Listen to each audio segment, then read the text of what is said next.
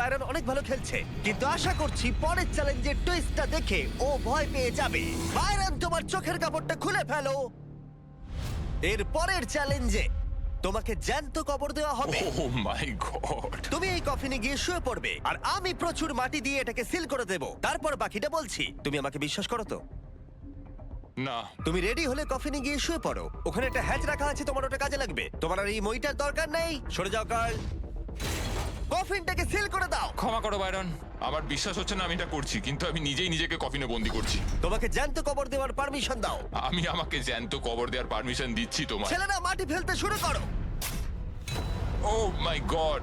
ও Byron, আমায় ক্ষমা করো। না, আমি করব না। যতক্ষণ আমরা তোমাকে কবর দিচ্ছি, তোমার বালিশের নিচে দেখো, তুমি দেখতে পাবে পৃথিবীর সেরা চকলেট ফেস্টিভ্যাল রাখা আছে, আর পৃথিবীর সবথেকে সেরা মাংস রাখা আছে, জ্যাক লিংস। হ্যাঁ হ্যাঁ, আমি পেয়েছি। তোমার মাসেলগুলো বড়, তাই না? তা বলতে পারো। আর বড় মাসেলের অনেক প্রোটিন প্রয়োজন হয়, কি তাই তো? একদমই তাই। সেই জন্য আমরা তোমার ওখানে ডুওজ রেখেছি, যেটা খুবই ভালো প্রোটিনে ভরপুর, আর সেটা রিয়েল বিফ দিয়ে তৈরি। সত্যি কথা বলতে, আমি আমার জীবনের সবচেয়ে আনকমফোর্টেবল পজিশনে এই মুহূর্তে শুয়ে আছি। অ্যাটলিস্ট এই ডুয়োস গুলো থেকে আমার মাসেল পাওয়ারটা তো ঠিকঠাক থাকবে। ও ভাই! হয়ে গেছে। তোমাকে অফিসিয়ালি জ্যান্ত কবর দেওয়া হলো। তোমার কেমন লাগছে বলো? ভালোই লাগছে। তুমি দেখতে পাচ্ছ একটা বিশাল জ্বলন্ত চুল্লি রয়েছে, আর ওপরে একটা কনভেয়ার বেল্ট ওটার দিকে ঝুলে আছে। লিভারটা টানো। এই নাও, শুরু হয়ে গেছে। এটা তোমার টাকা নয়, এটা হলো টেস্ট মানি। একটু একটু করে এই কনভেয়ার বেল্ট তোমার টাকাগুলোকে এই জ্বলন্ত চুল্লির মধ্যে এনে ফেলবে। তোমার পাশে একটা ছোট্ট কুড়ুল রাখা আছে।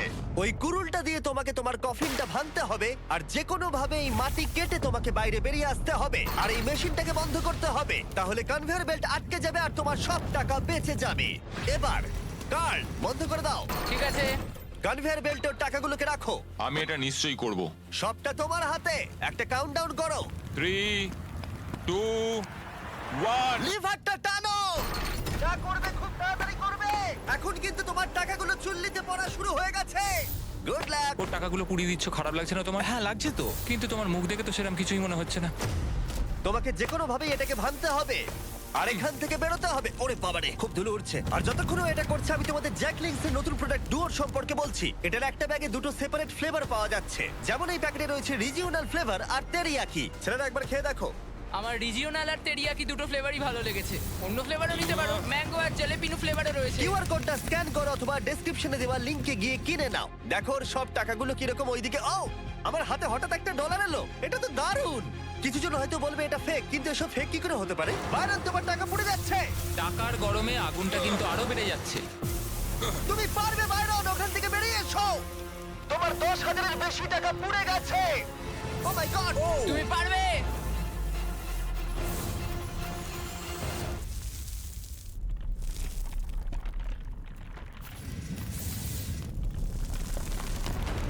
ও, আরে ও বেরোচ্ছে। তুমি পেরেছো। ও মাই গড, চলে এসো। তাড়াতাড়ি করো।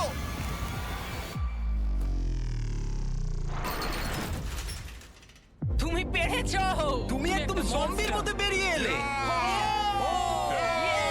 আরে ও সারা গায়ে মাটি লেগে আছে।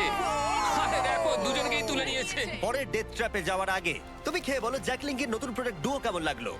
এগুলো সত্যি দারুণ খেতে। বাইরন, আশা করবে এই জার্কিগুলো তোমাকে অনেকটা প্রোটিন দিয়েছে, কারণ পরের ট্র্যাপে তোমার সেটা প্রয়োজন আছে। পরের ট্র্যাপে তোমাকে স্বাগত। আমার এখন একটু নার্ভাস লাগছে। তোমার পিছনে রাখা আছে $3,84,000। ওখান থেকে নোনো না। খাঁচা বন্ধ করো। ও মাই গড! তোমার কি মনে হচ্ছে ট্র্যাপটা কি? আমাকে উপরের দিকে যেতে হবে মনে হচ্ছে। এই ট্র্যাপটা ওকে পেরোতে হলে ওকে এই 60 ফুটের টাওয়ারে উঠতে হবে এই টাকা ভর্তি ব্যাগগুলোকে নিয়ে। আর এই ট্র্যাপটা বাকিগুলোর থেকে আলাদা। এখানেও সব পাবে না হলে কিচ্ছু নয়। যদি ও পড়ে যায় অথবা একটা টাকার ব্যাগও পড়ে যায়, তাহলে অন্য ভিডিওগুলোর মতোই ও সবকিছু হারাবে আর ভিডিওটা শেষ হয়ে যাবে। কিন্তু একটা টুইস্ট আছে, তোমাকে এই সবকটা নিয়ে যেতে হবে এমন কোনো মানে নেই। নিজেকে হালকা রাখতে তুমি কিছু টাকা এখানে রেখে যেতে পারো, কারণ সব টাকার ওজন প্রায় 200 পাউন্ড। তাই এখন তোমাকেই ঠিক করতে হবে কত টাকা তুমি ওপরে নিয়ে যাবে। তো যেটা আমার এখন মাথায় আসছে সত্যি কথা বলতে সেটা হচ্ছে যতটা সম্ভব আমি ওপরে নিয়ে যাওয়ার চেষ্টা করব। ও তুমি তাহলে সব ব্যাগগুলো কি এই প্ল্যাটফর্মের উপরে রাখছো, যেটা বেসিক্যালি তোমার পরিশ্রম 4 থেকে 5 ফুট কমিয়ে দেবে। আর যদিও কোনোভাবে চিট করে, আমি আর কোনো আর্মি রেঞ্জারকে কাস্ট করব না। তুমি যদি চিট না করো তুমি কখনো শিখবেই না। হ্যাঁ সেটা ঠিক বলেছো। আমি সত্যি বলছি, আমার মনে হয় না তুমি সবকটা নিয়ে উঠতে পারবে। তুমি দেখতে থাকো আমি কি কি করতে পারি। তুমি সত্যি পাগল। আমি ওপরে যাচ্ছি, জানি না তুমি কি করে করবে। অনেকে এটা মনে করে যে আমি যা যা করেছি সেগুলো আমার দ্বারা কখনোই সম্ভব নয়, কিন্তু আজকে আমি এটা প্রমাণ করে দেবো যে আমি এগুলো পারি।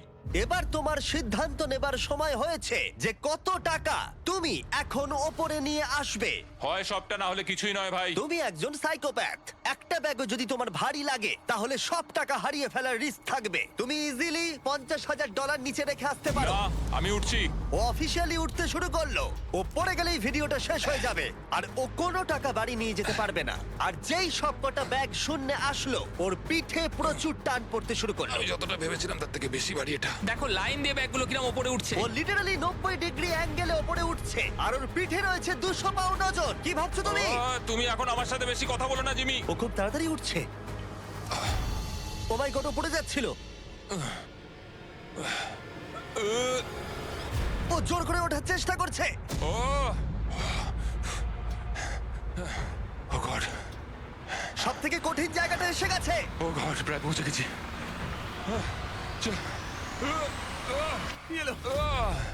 ও 200 পাউন্ড ওজন ওপরে নিয়ে এলো। আমি হাল ছাড়বো না। ও মাই গড, ও উপরে চলে এলো। ও এটা তো সত্যি পাগলামি। তোমরা বুঝতেও পারছো না এটা কতটা ভারী। তুমি পেরেছো, পেরেছো।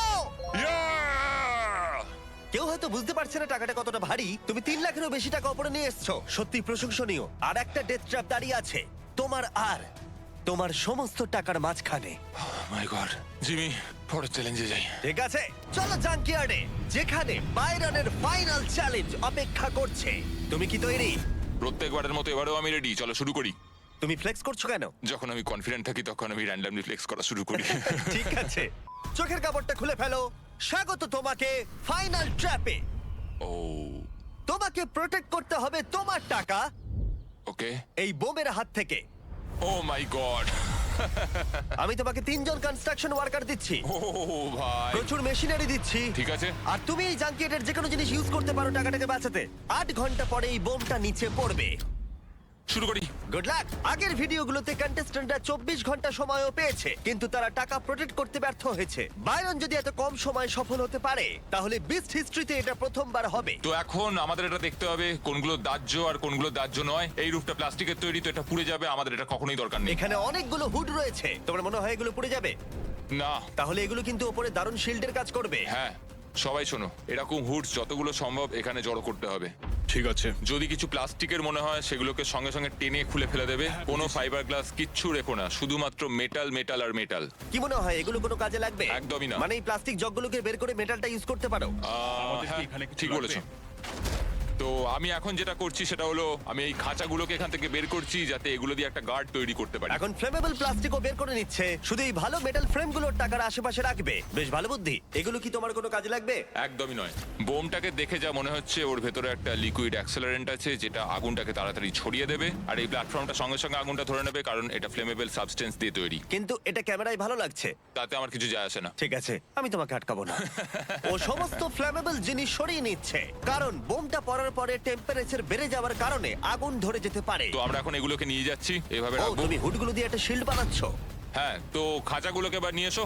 এগুলোকে এবার উপরে উপরে চাপিয়ে দেবো যতটা সম্ভব উঁচু করা যায়। ঠিক আছে। একটা অনেক উঁচু মেটালের সমাধি তৈরি হবে এখানে। মানে আমি বলতে চাইছি যে আমি এটাকে অনেকটাই উঁচু বানাতে চাই। যত খুশি উঁচু করতে পারো। ঠিক আছে, তাহলে এটা বাড়তেই থাকবে। ঠিক আছে, গুড লাক। বাইরন ওর প্ল্যান নিয়ে যথেষ্ট কনফিডেন্ট ছিল, কিন্তু তাও ওর মনে হচ্ছিল কিছু একটা মিসিং ছিল। আমরা এটার ওপর আরো একটা লেয়ার তৈরি করব, কিন্তু আমি চাই আমার টাকাগুলো যতটা সম্ভব সিকিউর থাকুক। যদিও আমি এটা বলেছি যে এখানে ফ্লেমেবল কোনো কিছু থাকবে না, কিন্তু সবকিছু একসাথে থাকলে আগুনটা টাকা অবধি গিয়ে পৌঁছবে তুমি না। কিন্তু এটাকে ব্যবহার করতে পারো যদি কোনো কাজে লাগে। হ্যাঁ, মানে ওরা আর এইভাবে জিনিসগুলোকে তৈরি করে না। ও তো তাই নাকি? কিন্তু এটা কি সার্ভাইভ করবে? মনে হচ্ছে করতেও পারে। আমি আশা করব বাইরন আমার ইশারা কিছুটা বুঝতে পেরেছে, কারণ ও একটা এমন কিছু খুঁজছিল যেটা ও টাকাটাকে সুরক্ষিত রাখতে পারবে। ও, এটা কি? আমরা এটা কি খুঁজে পেয়েছি? এটাকে উল্টাও, চলো 1 2 3 ঘোরাও। ঠিক আছে, ঠিক আছে। এখানে অনেক জায়গা রয়েছে, আমরা টাকাগুলোকে এটার ভেতরে রেখে বন্ধ করে দেবো, আর এটাকে আমাদের ব্যারিকেডের একদম নিচে রেখে দেবো। এবার বায়রন সবকিছু জিনিস পেয়ে গেছে, এবার ও যা প্ল্যান করেছিল তা করলো। বুঝেছো? এবার এগুলোকে একে একে সাজিয়ে ফেলতে হবে ওপরে ওপরে। আর আমার অনেক সিমেন্টের ব্লক চাই, ওগুলোকে এই ফাঁকা জায়গাগুলোয় ভরে দেবো। আমি একটাই জিনিস বুঝি সবকিছুর ব্যাপারে, যেটা হলো হয় লড়ো নয় মরো, সবকিছুর মধ্যে। আমি কোনো প্ল্যান বি নিয়ে কাজ করি না। তোমার কখনোই সাহস বা জেদ থাকবে না যদি না তুমি ভয় পাও। মিথ্যে কথা বলবো না, বায়রন কিন্তু ডিফেন্সটা খুবই মজবুত তৈরি করেছিল, কিন্তু তারপরে ও হঠাৎ করে সিদ্ধান্ত নিল একটা ফাইবার গ্লাস বোর্ড স্ট্রাকচারের ওপরে চাপানোর, যেটা খুবই ফ্ল্যামেবল একটা জিনিস। সেটার ওপরেই কিন্তু বোমটা পড়তে চলেছে। আচ্ছা, বোর্ডটা ফাইবার গ্লাসের না? ও ভাই, কোনো ফাইবার গ্লাস কিচ্ছু রেখো না, শুধুমাত্র মেটাল মেটাল আর মেটাল। আমি এখন সত্যি কিছু আর বুঝতে পারছি না। সময় এখন শেষ। তুমি ঠিক আছো? হ্যাঁ হ্যাঁ হ্যাঁ, আমি ঠিক আছি, আমি একদম সিরিয়াস, শুধু মাথায় একটা অন্যরকম চিন্তা ঘুরছে।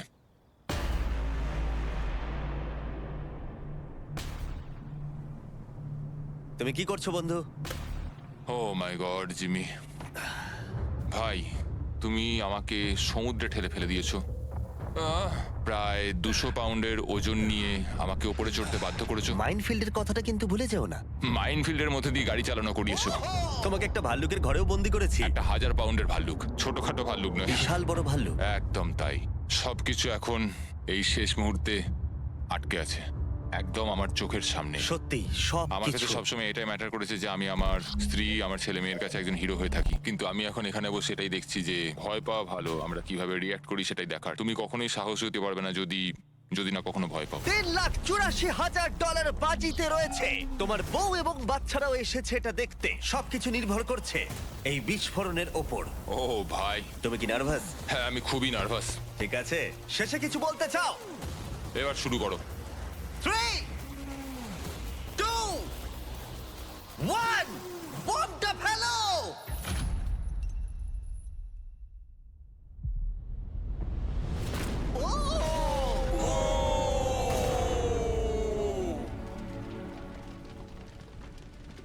সবকিছুতে আগুন ধরে গেছে। চলো দেখা যাক। ওখানে প্রচুর আগুন ধরে গেছে। এখনো কিন্তু আগুন জ্বলছে, সাবধানে। না, ও, সবকিছু জ্বলছে। যাও ব্যারন যাও, ওটা বোটের তলায় আছে, বোটটাকে নেবো, বোটটাকে সাবধানে, নেবো। দেখে দেখে। ও, বোটটা এখনো জ্বলছে। এটাই সেই ফ্রিজ যার ভিতরে ও টাকাগুলো রেখেছিল। ঠিক আছে, আস্তে করে এবার নিচে নামাও। দেখা যাক সব ঠিক আছে কিনা। সব ঠিক আছে। কংগ্রাচুলেশন, এখন এই টাকাগুলো তোমার। টাকাগুলো ঠিক আছে, ও পেরেছে। ওহো, আচ্ছা ঠিক আছে, ও মাই গড, তুমি জিতে নিয়েছো $3,84,000। $3,84,000 আমি পেরেছি। এটা অনেক কিছু চেঞ্জ করে দেবে জিমি। আগে আমি একটা ট্রাক্টর কিনবো। মিস্টার